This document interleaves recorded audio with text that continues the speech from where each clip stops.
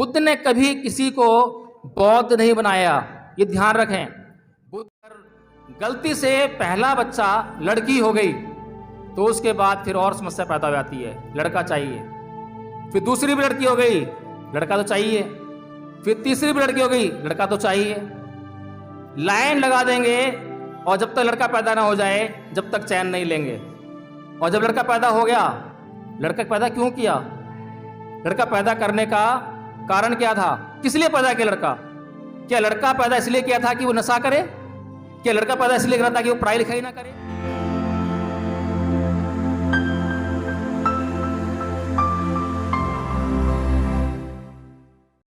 Bible के नीचे उन्ना रहा हवन पंडित दिखाता हूँ मैं आपके। ठीक है, नीचे बैठे हैं पंडित और सभी यहाँ पे बैठे हैं। और धूम हो रहा है बहुत ज़्यादा, अखा में लाग दूंगा मैं आपको। पंडित दिखाऊँ क्यों करके करना।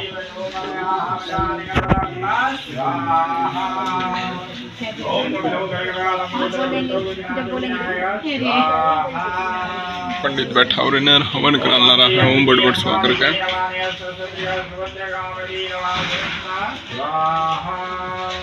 ओम गंगणपते नमः स्वाहा। ओम ऐसे नहीं डालते।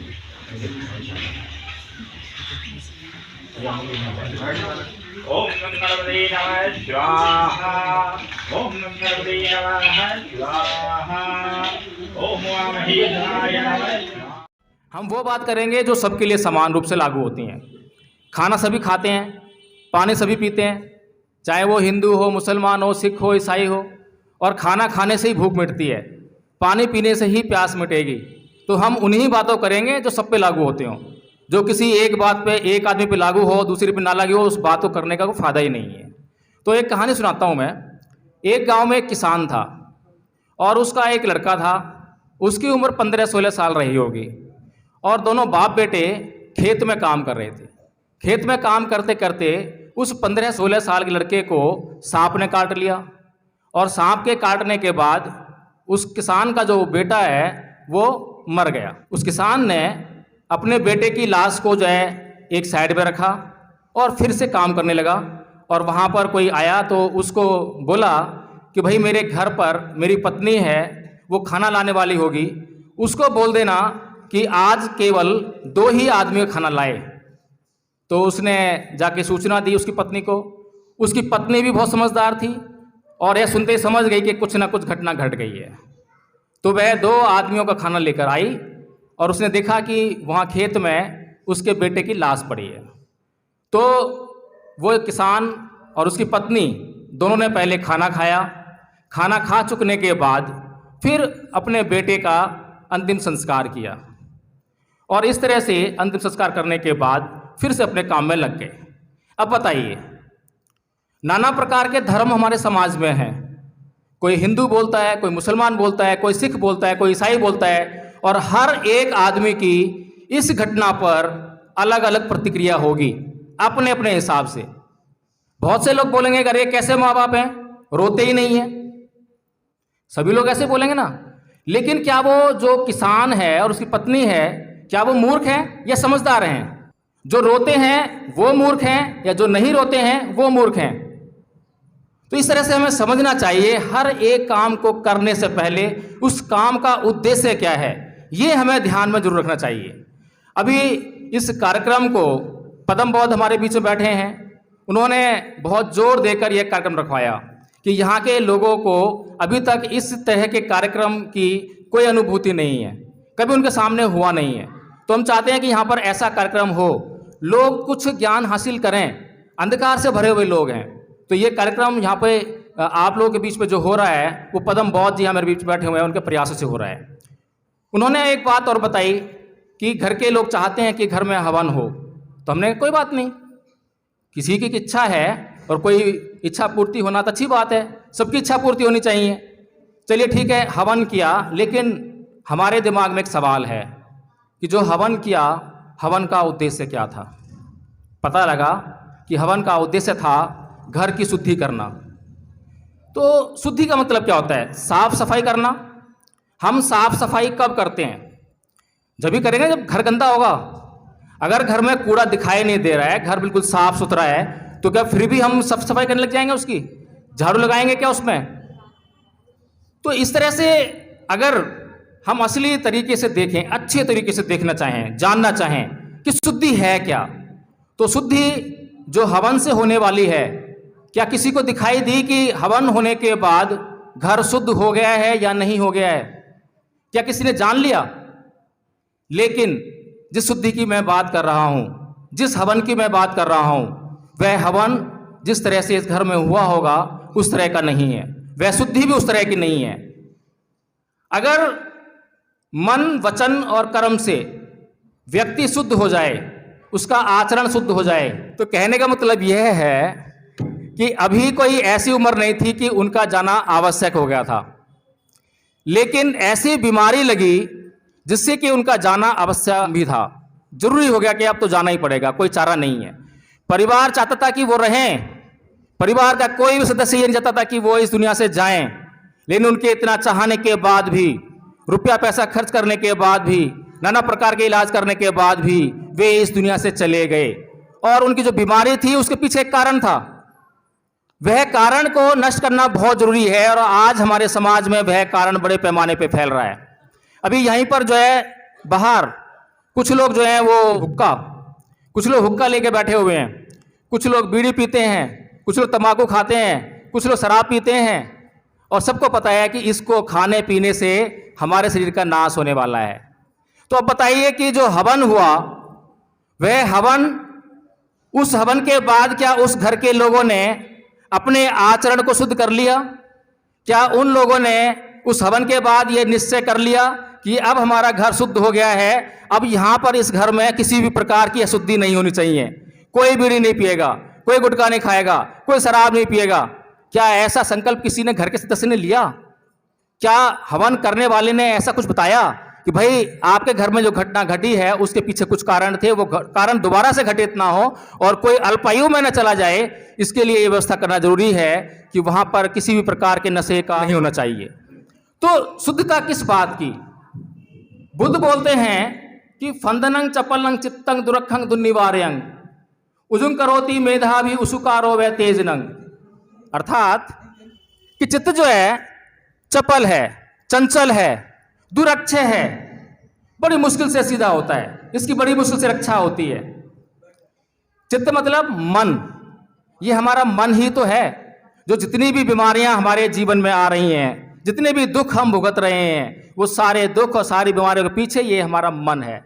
हमारा मन बेकाबू है।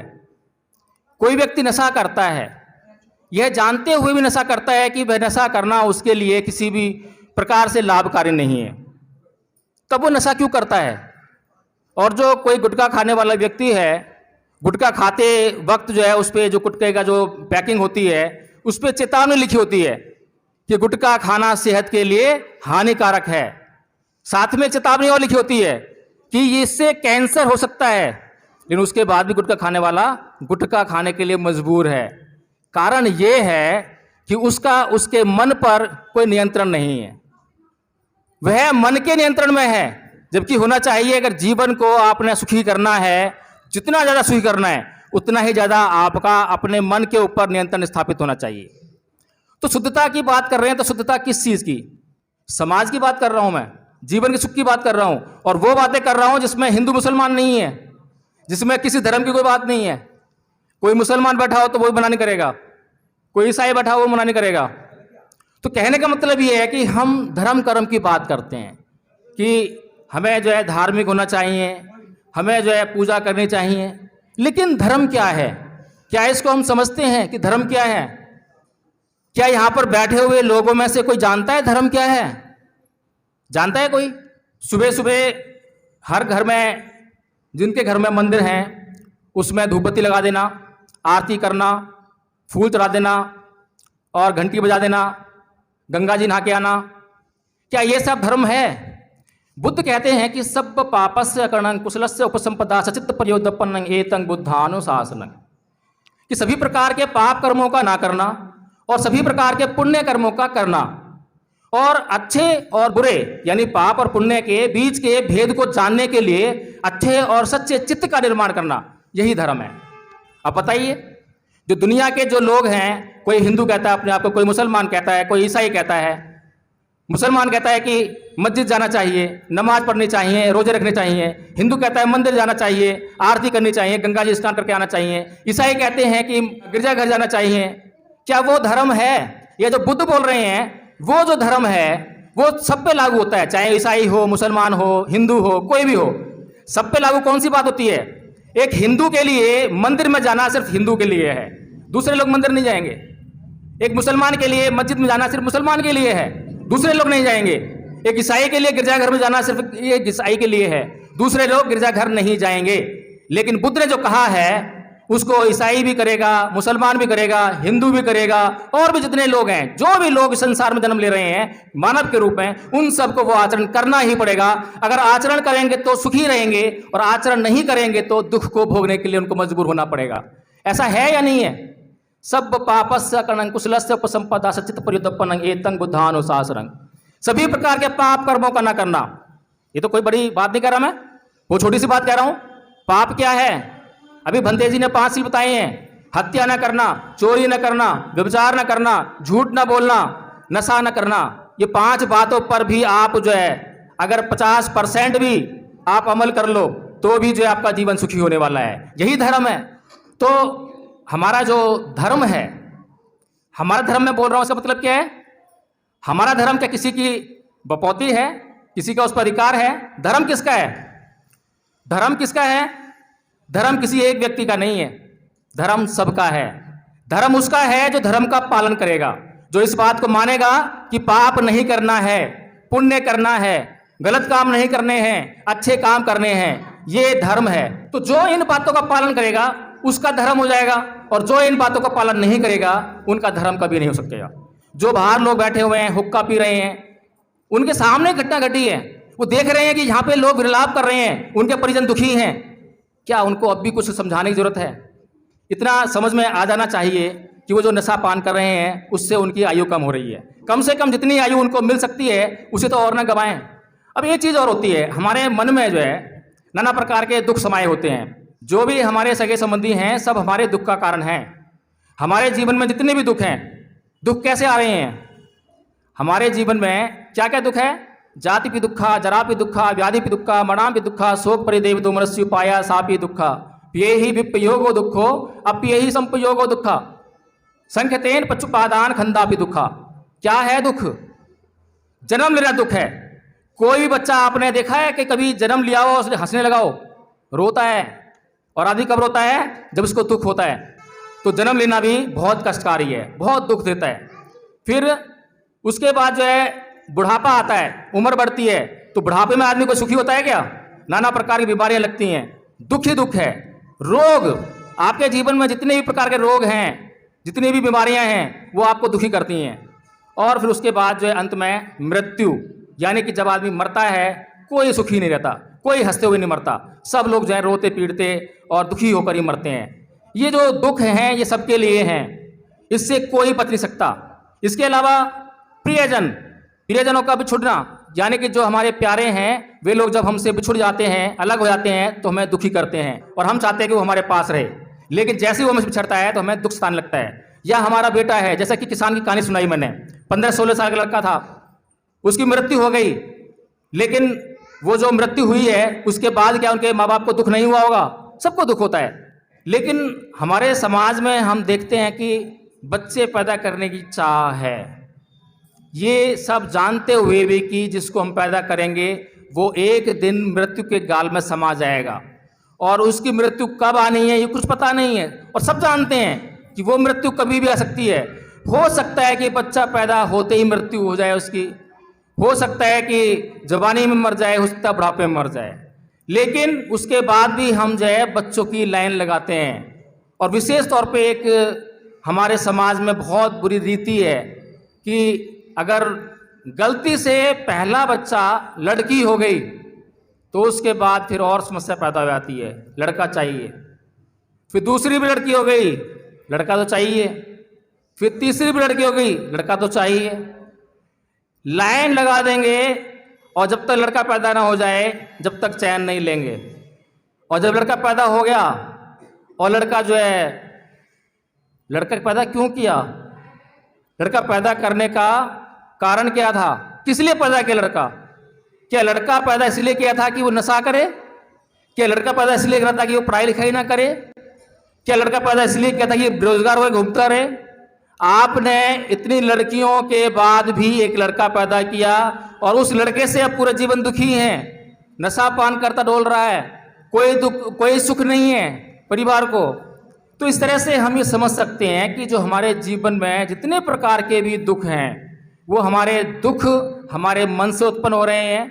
मनोपबंगमा धम्मा मनोसेठा मनोमया मनसा चप दुठेन भासती वा करोती वा तो न दुख मन वेत्ती चक्कंग वह बहतो पदंग। जितने भी मन हैं, जितने भी काम आप करते हो सबसे पहले मन में शुरू होते हैं। कोई नशा करने जा रहा है तो पहले उसके मन में आ रहा है। तो इसलिए हमें इन बातों पे ध्यान देना चाहिए। रोना पीटना जो है उससे कुछ नहीं होने वाला। आगे क्या रह गया है उसको कैसे संभाला जाए, आगे जो परिवार के लोग हैं उनके सामने क्या समस्याएं हैं, उन समस्या को दूर करने पे हमें गौर करना चाहिए ताकि वो समस्याएं हम दूर करके जीवन को सुखी कर सकें। अच्छा ये बताइए ईमानदारी से, अब हाथ खड़ा करना पड़ेगा आपको, ये कार्यक्रम किस किस को बुरा लगा? कितने लोगों को बुरा लगा? हाथ खड़ा करके ईमानदारी से। कोई वो नहीं है, मैं कोई गलती नहीं मानूंगा, बुरा नहीं मानने वाला मैं। अच्छा कितने लोगों को अच्छा लगा? हाथ खड़ा कर दो। अच्छा चलो बहुत अच्छे। और भंते जी ने आपको बहुत विस्तार से समझाया है, तो इन बातों को ध्यान में रख के हम अपना जीवन जीने का प्रयास करेंगे और बुद्ध के धम्म को समझने का प्रयास करेंगे। बुद्ध ने कभी किसी को बौद्ध नहीं बनाया, ये ध्यान रखें। बुद्ध ने कभी किसी को बौद्ध नहीं बनाया।